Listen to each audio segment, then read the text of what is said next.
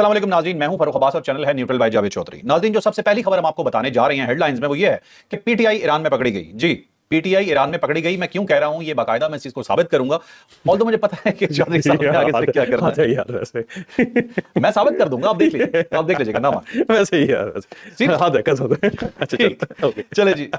जो हमारी अगली स्टोरी होगी वो स्टोरी है जी कि सोहेल अफरीदी साहब ने फिर पंगा ले लिया रियासत के साथ। ये पंगा उन्होंने क्या लिया है ये भी जानिएगा। अभी मतलब आए वो कराची से, वहां पे उनके साथ बड़ा अच्छा सलूक किया गया। हम भी खुश थे कि चलो अच्छी बात है कि बर्फ पिघल रही है, लेकिन मामला फिर किसी और साइड पे चल पड़े। और आपको हम ये बताएंगे कि जी मर्दों की उंगलियों में कुछ खास राज छुपे होते हैं, स्पेशली खवातीन के वाले से मैं बात कर रहा हूं। ये बड़ी इंफॉर्मेटिव स्टोरी होगी आपके लिए। हमने कहा हार्डकोर स्टोरीज के अंदर को थोड़ी सी इस तरह की स्टोरी भी डालें जिसे आप एंजॉय भी करें। फिर आपको ये बताएंगे जो आज की सबसे बड़ी डेवलपमेंट है कि ऐसे लग रहा है कि पीपल्स पार्टी और नून लीग का शदीद फटा स्टार्ट हो गया आपस में। रियासत के साथ पंगा स्टार्ट हो गया पीपल्स पार्टी का, यहां तक कि वो वॉकआउट कर गया, वो निकल गया ऐवान से। उन्होंने कहा हम बैठेंगे ही नहीं यहां पे। और मामला भी बहुत बड़ा है जिसके अंदर सदर इन्वॉल्व है, सदर के हुक्म के बगैर ही कुछ कर दिया गया, जिसपे पीपल्स पार्टी बहुत नाराज है। ये जानिएगा ये सारा मामला क्या है। फिर हम आज आपको जो बताने जा रहे हैं वो बताएंगे जी कि भारत को दुनिया के नक्शे से मिटा दिया जाएगा। जी, ये मैं आपको मजाक नहीं कर रहा, ये सीरियस थ्रेट दिया गया भारत को कि भारत को दुनिया के नक्शे से मिटा दिया जाएगा। ये जानिएगा। फिर आपको ये बताएंगे तोशाखाना, ये तो नाम आपने बहुत सुना होगा, इमरान खान साहब के हवाले से, केसेस के हवाले से तोशाखाना की बड़ी बात हुई थी। जो तोशाखाना है उसके अंदर एक अजीबोगरीब वाकया हुआ, हम नहीं सोच सकते थे कि ऐसा भी होगा, हमारे तोशाखाना में हो गया। तो ये भी डिटेल जानिएगा कि ये सब क्या है। तो सबसे पहले जो स्टोरी मैं शुरू करना चाहता हूं जावेद चौधरी साहब के साथ, वो मैं करना चाहता हूं पीपल्स पार्टी और नून लीग के हवाले से कि यही तो दो पार्टियां थी जो इकट्ठा मिलकर गवर्नमेंट चला रही थी, यही लड़ पड़ी आपस में। अब ये गलतफहमी की वजह हो सकती है या फिर कोई मैसेज भी हो सकता है। मसला सिर्फ ये है कि एक ऑर्डिनेंस जारी कर दिया गवर्नमेंट ने, और वो ऑर्डिनेंस है स्पेशल इकोनॉमिक जोन ऑर्डिनेंस, तरमीमी ऑर्डिनेंस है, और उसके बाद गवर्नमेंट की तरफ से रिलीज कर दिया गया। लेकिन उसके ऊपर सदर साहब के दस्तखत नहीं थे, क्योंकि ऑर्डिनेंस सिर्फ और सिर्फ सदर साहब के दस्तखतों से जारी हो सकता है। अब इस पे दो वर्जन है, एक पाकिस्तान पीपल्स पार्टी का वर्जन है और दूसरा गवर्नमेंट का वर्जन है। अभी अता तारड़ साहब ने मुझे कुछ मटीरियल भेजा था, और वो बेसिकली टिकर्स हैं, और उसके अंदर उन्होंने ये बताया कि जी ये जब भी इस किस्म का कोई फैसला कैबिनेट से होता है तो ऑनलाइन अप्रूवल होती है, और ऑनलाइन अप्रूवल हुई थी सिर्फ, और ये आजम नज़ीर तारड़ साहब वजीर कानून के पास था। अभी तो हमने इसकी मंजूरी दी नहीं, हमने तो इसको रिलीज ही नहीं किया, सिर्फ इसकी मंजूरी हुई है कैबिनेट से। और उसके बाद जाहिर है सदर साहब के पास जाना था, सदर साहब ने 10 दिन उनको अपने पास रख सकते हैं, और उसके बाद अगर सदर साहब उसको अप्रूव नहीं करते तो वो वापस आ जाता है, या फिर ऑटोमेटिक अप्रूव हो जाता है। यही उसकी गुंजाइश होती है। तो उन्होंने कहा जी कुछ किया ही नहीं। उसके बाद सोशल मीडिया के ऊपर आ गया, और सोशल मीडिया की खबर जो थी उससे पाकिस्तान पीपल्स पार्टी हर्ट होगी, और उन्होंने समझा कि शायद उन्होंने दस्तखतों के बगैर रिलीज कर दिया, जबकि हमने रिलीज किया ही नहीं है। अब ये गवर्नमेंट का वर्जन है। पाकिस्तान पीपल्स पार्टी का वर्जन ये है कि एक ऑर्डिनेंस बनाया गया, एक ऑर्डिनेंस अप्रूव किया गया, और अप्रूव करने के बाद उसको इंप्लीमेंट भी कर दिया गया, या उसे नोटिफाई कर दिया गया, जो जाहिर है सदर साहब के नोटिफिकेशन के बगैर मुमकिन नहीं, उनके दस्तखतों के बगैर मुमकिन नहीं। तो इसका मतलब ये हुआ कि सदर साहब को बाईपास किया गया। अब सदर साहब जो है वो पाकिस्तान पीपल्स पार्टी के हैं, वो पाकिस्तान पीपल्स पार्टी के को चेयरपर्सन भी हैं, और साथ पाकिस्तान पीपल्स पार्टी के सब कुछ भी हैं। तो अगर उनके दस्तखतों के बगैर एक ऑर्डिनेंस जारी हो सकता है, तो इसका मतलब ये हुआ कि शायद गवर्नमेंट जो है फिर रिवोल्ट कर रही है, या गवर्नमेंट उनको तस्लीम नहीं कर रही है, या फिर कोई सिग्नल देना चाहते हैं। अब यहाँ पे दो तीन कैच हैं। एक कैच तो ये है कि हो सकता है कि वाकई गवर्नमेंट ने ये किया और डेलिबरेटली किया, और ये किसी के कहने पे किया।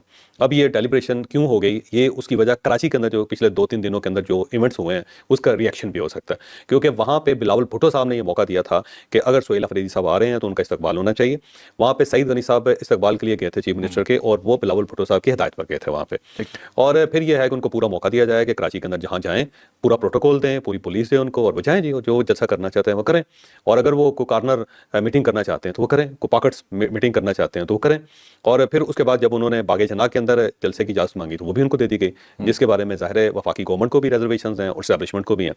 तो हो सकता है बिलावल भुट्टो साहब का ये जो इनिशिएटिव है उससे लोग हर्ट हुए हैं, और उन्होंने कहा जी थोड़ा टाइट करें, इनको बताएं कि आप इतने भी नागुज़ीर नहीं हैं हमारे लिए कि हम आपके हाथों ब्लैकमेल हों।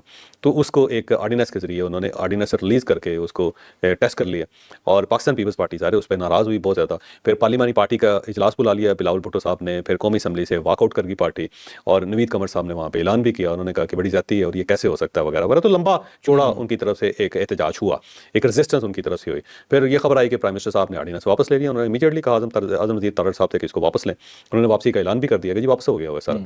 तो उससे पहले आजम नज़ीर तारड़ साहब समझाते रहे पाकिस्तान पीपल्स पार्टी को, भाई ऑर्डिनेंस जारी नहीं हुआ, लेकिन पाकिस्तान पीपल्स पार्टी ने कहा कि नहीं पहले हिसाब देना, ये किया आपने क्यों। तो मुझे लगता ये है कि ये किया है गवर्नमेंट ने, ये ऐसा नहीं है कि क्योंकि इससे पहले भी ऑर्डिनेंस आए हैं तो इसी प्रोसेस से आए हैं, किसी ने कोई एतराज़ नहीं किया। इसका मतलब ये हुआ कि वहाँ पे सदर साहब के दस्तखतों का इंतजार किया गया, और इस मरतबा अगर इसे नोटिफाई कर दिया गया, ये इंप्लीमेंट हो गया, या अभी आया नहीं ऑर्डिनेंस और उससे पहले ही आपने इंप्लीमेंट करना शुरू कर दिया है, तो इसके अंदर बहुत सारी चीज़ें हैं। फिर इसका मतलब ये हुआ कि सदर साहब को आपने बाईपास किया है, पाकिस्तान पीपल्स पार्टी को आपने एक मैसेज दिया। एक चीज़ रियलिटी है कि एस्टैब्लिशमेंट और वफाकी गवर्नमेंट, ये जो सोहेल अफरीदी साहब कराची के हैं और जो कुछ उन्होंने वहाँ पे किया है उससे मुतमईन नहीं है, ठीक है, उससे खुश नहीं है। ओके, क्योंकि जो उनको खुल दी गई तो उससे ये ऐसे फील किया गया कि जी हमें जो है लेट डाउन किया गया, हमें थोड़ा सा डिग्रेड किया गया, और ये साबित करने की कोशिश की गई है कि हम पाकिस्तान तहरीक इंसाफ के साथ मिल भी सकते हैं और हम इनको फैसिलिटेट भी कर सकते हैं। तो ये ब्लैकमेलिंग एक एक्ट है, ठीक है। वो फील उन्होंने ये किया है, और दूसरी और तरफ उसके ऊपर एक रिएक्शन आ रहा है। एक चीज है कि जो ऑर्डिनेंस दिया ही नहीं वो वापस कैसे हुआ? हाँ वही बात है, वो अगर प्राइम मिनिस्टर ने एडवाइस करके उसको वापस किया तो क्यों किया गया, जबकि वो तो हुआ ही नहीं। तो मुझे लगता है कि ये एक पाकिस्तान पीपल्स पार्टी को जो होता है ना चोप करना, ऐसे उंगली चुभोना, एक चुभोया गया मैसेज कि हाँ मैसेज है कि ये किया जा सकता है जी, अगर आप कर सकते हैं तो हम भी कर सकते हैं। ठीक, अब सवाल ये है कि ज़ाहिर है क्या पाकिस्तान पीपल्स पार्टी के बगैर ये गवर्नमेंट चल सकती है? तो अभी सरदस्त चल सकती है, क्योंकि इनके बंदे पूरे हो गए हैं गवर्नमेंट के। हो गए पूरे? हाँ बंदे तो हैं इनके पास। मतलब पीपल्स पार्टी साथ ना भी दे तो मसला कोई नहीं। मसला मुझे लगता है कि अभी सरदस्त कोई नहीं है इनके पास। अगर इनको किसी और वोटों की जरूरत पड़ी तो और वोटों का बंदोबस्त भी इनके पास है अभी। पर आने वाले दिनों में पाकिस्तान पीपल्स पार्टी इस मामले पे कमजोर होती चली जाएगी, होती चली और जो जो सीट खाली होगी तो पाकिस्तान मुस्लिम लीग नून उसके ऊपर अपना बंदा ले आएगी। ओके। और अगर ये होता चला गया तो पीपल्स पार्टी जो है ना थोड़ा थोड़ा पीछे हटती चली जाएगी, मतलब पीपल्स पार्टी भी कॉर्नर हो जाएगी उस वक्त। कर्नल हो जाए। दूसरा ये कि 27वीं तरमीम जब हो रही थी उस वक्त भी को बिलावल भुट्टो साहब का जो रवैया था उससे बहुत सारे लोग नाराज थे, क्योंकि उसमें भी उन्होंने अपना वेट पैदा करने की कोशिश की, अपना वेट डालने की कोशिश की। जो काम वो आसानी से कर सकते थे उन्होंने आसानी से होने नहीं दिया। अच्छा। तो उस वजह से भी लोग इनसे नाराज हैं। जो अपने हमारे दोस्त हैं उमर चीमा साहब, उनको बॉयज कहते हैं कि बॉयज नाराज हैं। अच्छा चलो ठीक तो बॉयज खुश, मैं ये तो नहीं कह सकता कि बॉयज नाराज हैं, मैं लेकिन अलबत्ता ये कह सकता हूँ कि बॉयज खुश नहीं है। चलें ठीक ठीक। चलें फिर इसी तरह की स्टोरी एक और शामिल करते हैं जी। सोहेल अफरीदी साहब के साथ जो कराची में हुआ वो ऐसे लग रहा था कि जैसे उन्हें अच्छा रिस्पॉन्स मिला, वहाँ लोग भी उनके लिए बाहर आए।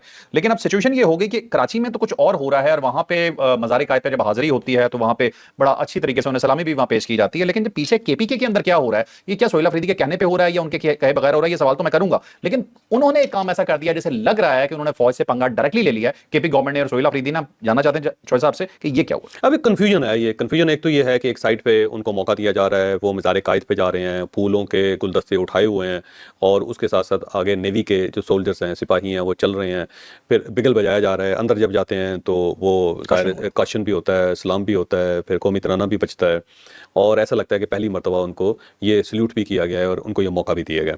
लेकिन साथ ही जो उनके ख्यालात हैं कि जनाब आप अफगानिस्तान के अंदर से हमारे ऊपर हमले हो रहे हैं, इसके सबूत हैं, और भी हमसाए हैं अफगानिस्तान के, उनको तो कोई प्रॉब्लम नहीं है, आपको ज़्यादा मसला है। तो इसके ऊपर एतराज़ भी किया गया, और ठीक ठाक किस्म के ज़राए के रेफरेंस से एतराज़ किया गया कि होते कौन है, और आप अफगानिस्तान की तर्जुमानी कर रहे हैं, आप इस मुल्क में रह रहे हैं, और हमने इतनी कुर्बानियाँ दी हैं, इतनी जानें दी हैं, और सिर्फ पाकिस्तान नहीं है, सारे मुल्क एतराज़ कर रहे हैं, ताजिकिस्तान, उज़्बेकिस्तान, चाइना, और उसके साथ साथ जो बाकी मुल्क हैं, ईरान, ये सब मुल्क भी एतराज़ कर रहे हैं। लेकिन आपको ये एतराज़ नज़र ही नहीं आ रहा। यूएन भी एतराज़ करी, तो बड़ा डेटा जारी किया गया कि जनाब आप इसके ऊपर भी गौर करें। तो दूसरी साइड से ये एतराज़ किया जा रहा है उसके ऊपर। तो एक साइड पे सल्यूट है, दूसरी साइड पे ये एतराज़ है, और साथ जो अब नया एलिमेंट निकला, दो एलिमेंट्स निकले। एक तो जो पंजाब फोरेंसिक लैब है, उसने 9 मई के जो वाक़यात थे उसके अंदर जो सोहेल अफरीदी साहब की वहाँ पे इन्वॉल्वमेंट थी लाहौर के अंदर, वो सारी की सारी उन्होंने फुटेज रिलीज़ कर दिया, बल्कि कुछ और जगहों पर भी जहाँ जहाँ वो इन्वॉल्व थे, तो साबित कर दिया गया है कि जनाब ये उसके अंदर इन्वॉल्व थे। एक तो ये डेंट पड़ा है उनके ऊपर, अब ये केस बनने वाला है 9 मई का, और ये सोहेल अफरीदी साहब मुझे लगता है कि उस अड़ंगे में आ जाएंगे। और दूसरा जो कदम उठाया वो स्पीकर साहब ने उठाया, और स्पीकर साहब ने कोर कमांडर को तलब कर लिया कि वो आए, और जो पार्लिमानी कमेटी बनाई उन्होंने 40 रुकनी, जिसके अंदर अपोजिशन के अरकान भी मौजूद हैं, उनके सामने इन कैमरा ब्रीफिंग दे के सिक्योरिटी की सूरत हाल है क्या और हो क्या रहा है। और सिर्फ उन्होंने कोर कमांडरों को नहीं बुलाया, बल्कि चीफ सेक्रेटरी को, आईजी को, फिर एडिशनल चीफ सेक्रेटरी को, फिर होम डिपार्टमेंट के लोगों को, सबको बुलाया कि आप लोग भी आके ब्रीफ करें हम सबको। और ये जो लेटर है ये बेसिकली 8 जनवरी को लिखा गया था, और स्पीकर बाबर सलीम स्वाति साहब ने ये लिखा था, और अब इतने अरसे में बिल्कुल खामोशी रही, किसी साइड से कोई जवाब नहीं आया, और